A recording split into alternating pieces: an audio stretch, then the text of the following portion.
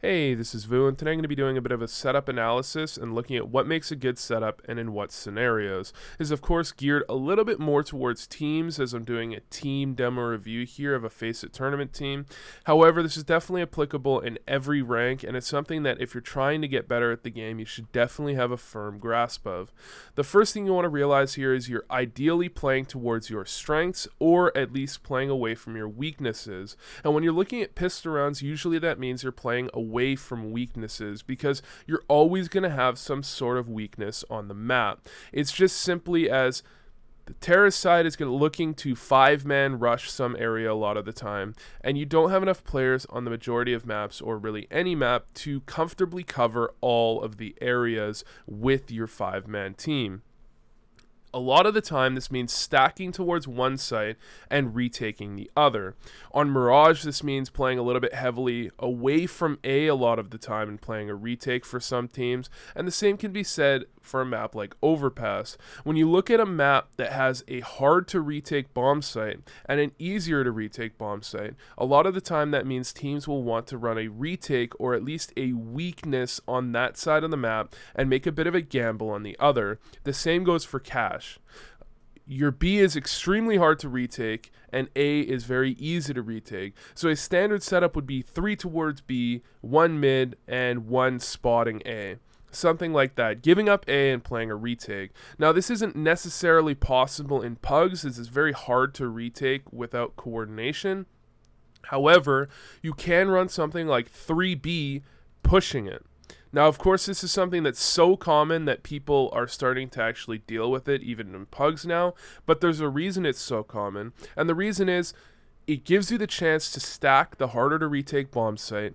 It also doesn't force you to straight retake the other. If your opponents are slow to take the other bomb site, they're opening themselves up to being flanked, and you have 3 players together trying to focus on any weaknesses in the terrorist setup. This can be applied on any given map, and you really want to be thinking about this in a lot of different situations. If one of the maps or one of the sites is harder to take, you want to be focusing more on that, allow a weakness to open up on the other side of the map, and try and deal with that by potentially pushing that bomb site or only stacking it for a little while or playing retake on the other bomb site. Something like that to mitigate that weakness. Now, other than that, what you want to be doing when you're playing in the sites as well is, especially on pistol rounds, you want to be playing bait and switch setups. And this team is definitely not doing that. This player here, this is DTRK, is looking here. And after getting contact, Blade is going to be looking here. Now, the problem with that is that a player sitting on this box is going to be able to fight with Blade without fighting with DTRK. And any players in this area are going to be able to fight with DTRK without fighting with Blade. What you want to be doing on pistol rounds especially is playing spots where you can play off of each other and do a bit of a bait and switch, which means headshot and back checkers would be a great example of this. Anyone in this general area would be forced to fight with both the headshot player and the back checkers player, and that's why back checkers is a spot that you'll see players play quite often on pistol rounds, even though it's not nearly as strong outside of that. It's because your opponents probably don't have nades to push you out of the spot. You can potentially have a rotate vents that prevents them from pushing straight up on you. It gives you plenty of time to reload without being intensely pressured, and you can play easily off of someone at headshot or anywhere else in sight. Instead, this team throws the Molotov down, which would be a fantastic Molotov to give to support at someone at back checkers here, or drip, whatever you want to call it. Throws the Molotov down, giving a little bit of space for Blade. However, when the player in sight goes down, Blade is stuck in a weird spot in checkers with no time to delay, and he just gets taken down. Now, looking at round number 4, again, you're trying to play away from your weaknesses here, and you need to realize this especially on anti-ecos. What are your weaknesses? Well, typically one of the things you can play away from is middle. You generally don't need to hold on to middle, and you want to be holding on to the bomb sites because that's the only place they can get a plant. Now, it is applicable here to realize their money situation. If your opponents are able to buy up next round, whether or not they get a bomb plant, especially if they can buy up comfortably, then you might be a little bit more geared towards allowing the bomb plant and simply playing a smart setup that makes sure you don't get caught off guard and give up guns before they get the bomb plant. And especially on cash, this is very important to realize because A is a bomb site that some teams like to play as a retake even on anti-ecos. A lot of the time your player in sight can get taken down, give up a gun, and give up a weird situation for your opponents to hold on to the site if you play heavy in A and you try and actually hold on to it. However, if you give up A and play a retake, usually you can get long-range engagements to take your opponents down quite easily, and you can molly off any areas where you're feeling uncomfortable, like forklift or quad. So you want to be playing one or the other. Personally, I prefer to play 2-1-2 and just give up middle because in general, I don't like retaking on an anti-eco, and when you're looking at pugs, that's definitely what you want to be playing. Just play heavy towards the bomb sites and recognize that your teammates can do their thing and you can probably hold on to the area. If you're playing with the team, you can absolutely consider playing a retake. However, it's something you want to be doing a lot of the time if you know your opponents are good at taking A, and especially if you know they're going to be able to buy up regardless of a bomb plant. Now, this is partially true for this round, however, not entirely. Your opponents aren't comfortably buying up without a bomb plant, so playing towards the bomb site is probably a good idea. However, what you really don't want to be doing is this, playing a player dedicated in sight alone and playing two players highway. This is actually probably one of the worst setups I could think of because this player in sight isn't going to be able to realistically deal with the player pushing out from forklift and trying to get to toxic, and these players here are basically fish in a barrel for anybody that gets to toxic that can land a couple of good shots. It's also relevant that your opponents could smoke off the cross and smoke off catwalk and easily isolate this player in sight, take down the kill, get a gun, and again, you have two players in a very awkward situation trying to rotate up here that are probably going to force bad engagements and end up dying before the bomb site is even taken. Now, fortunately for LYML here, this isn't what happens. Interp is going to be able to make his way to toxic and not be able to find the kill. However, you can certainly see a situation where this is actually Falcon goes down here, Interp finds that kill, looks up and finds another, or swings wide on the player in sight and finds that kill as well. The opening of Toxic Barrel is extremely important to realize, especially in anti-ecos, and so you need to be very aware of holding on to that and not allowing opponents to get there and take down multiple kills if at all possible. So heading into the very next round here, you're going to see another situation that you should be definitely thinking about. LYML is going to have 4 players with guns and a player with a TMP or an MP9. Now, this is actually a strategical decision because they bought up 2 players from SMGs and left 1 with an SMG. This is something to definitely consider. If you have the money and you have the confidence, you should really consider staying on SMGs in this situation.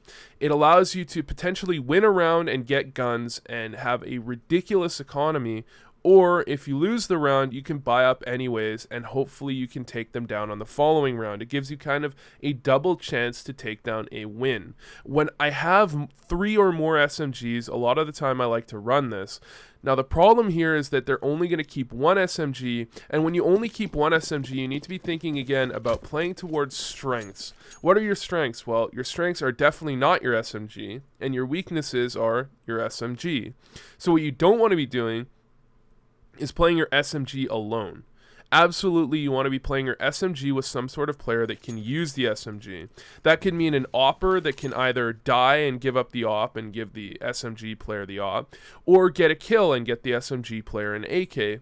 Or you can play with another rifler and do some sort of flash push into a main for information and for map control and get a trade worst case scenario. What you absolutely don't want to be doing is exactly what he does here, which is solo pushing Squeaky. What you're doing in this scenario, you're taking your strengths and mitigating it because the op could potentially find no kills at B, although he does find 1. and have to run over to A to retake if this player dies. You're also putting your worst gun possible in the most aggressive and likely to take a gunfight scenario. This is absolutely what you don't want to be doing. Now, I watched a video by Sean Garris recently in which he talks about how when teams are pushing towards connector on overpass with 1 or 2 players, they're unlikely to be playing a player towards long A because there's no way they have support. I think the same thing is very relevant in this situation. If a team is playing 2 players in middle and 2 players at B, they're unlikely to have a player pushing Squeaky because he has no support.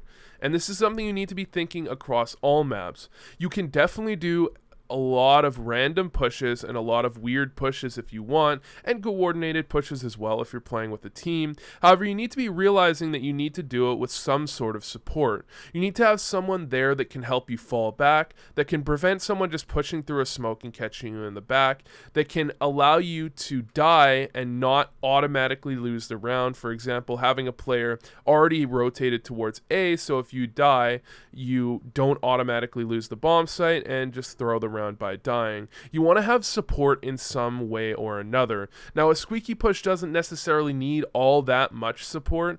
However, I definitely think it's something you shouldn't be doing just on a random round without any real setup change from your team. You need to be considering when and where you should be doing it, and I think this isn't the greatest situation to be doing it in.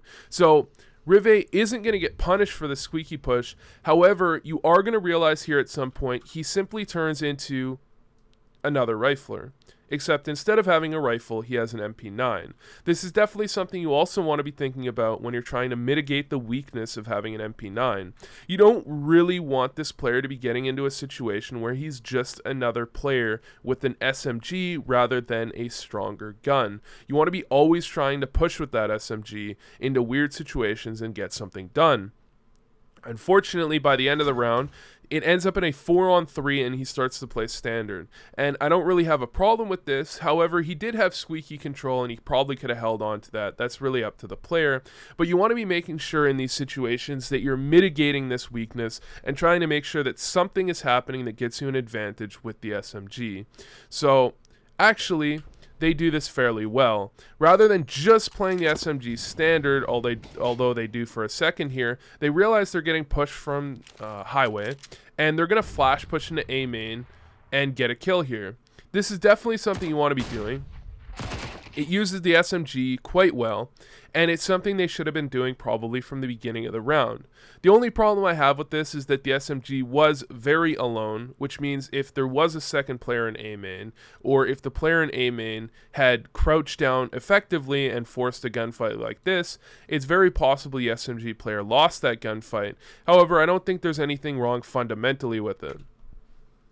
So following up on the final round I'm going to be going over here, there is a double op setup. And now when you're playing with the double op setup, you have very strong strengths and very weak weaknesses. And your main weakness is that you can't really retake bomb sites effectively. And this is totally fine, but that means that you probably want to be playing a setup that doesn't force your oppers to retake those bomb sites. One of the setups that I've seen played a lot is an opper in checkers, usually back checkers, and an opper towards A. This means you have one op on either side of the map, and you're playing rifle heavy towards the center of the map. You can still do it with 2 by playing Speedway and playing Vents, or you can do it with a 3rd if you want to have that opper solo at B and not have a player near headshot or sight. Either way doesn't really matter, but the important part to realize here is you're playing away from the weakness of your retakes, and you're allowing the ops to take long range angles against opponents who shouldn't really know they're there necessarily, and put them in the best chance possible to get things done. If one of the sites gets taken, that's fine because you're only retaking with 1 op instead of 2. What you definitely don't want to be doing is playing those ops away from each other, not going for entries, and playing retake on a bomb site. This is really one of the weakest things you can do. If you want to play retake on a bomb site, you need to be going aggressive with those oppers to try and find openings to mitigate the fact that you might just get absolutely dumpstered here. Really what you want to be doing in situations like this is you can either have 1 op middle and 1 op B, in which case you're covering middle with the op and you're playing 2 towards A, so the ops don't necessarily need to double retake into A very often. Or, in my opinion, I much prefer playing the operas A and B, again for reasons already stated, so that you can deal with that retake weakness. And if you play one on each side, you can still have a player from middle potentially support. A player from white box can come up to speedway and allow the opera to go for some sort of random peek if he wants. And at B, this opera doesn't necessarily need to play back checkers. He can still go for some sort of push if he really wants, although he is opening himself up a little bit, and I wouldn't necessarily recommend it. So the operas still have room to play, the riflers would be rotators, and you want to be playing towards that strength as much as possible. However, instead of that, the operas on this team are going to play away from each other. They're not going to be playing heavily onto a site, and they're really not playing towards their strengths or weaknesses at all. Especially against an eco round, which is what they're expecting here given a 4-round loss bonus, you don't want to be letting this happen. And even more so, when you look at the specifics of what the players are doing, they're stacking up in the bomb site against a team that could potentially have pistol armor and toss some Molotovs into sight. You absolutely don't want to be doing that either. You want to have your rifler supporting your opera as much as possible and try and play towards those strengths. Anyways, thanks for watching, and I hope this helped.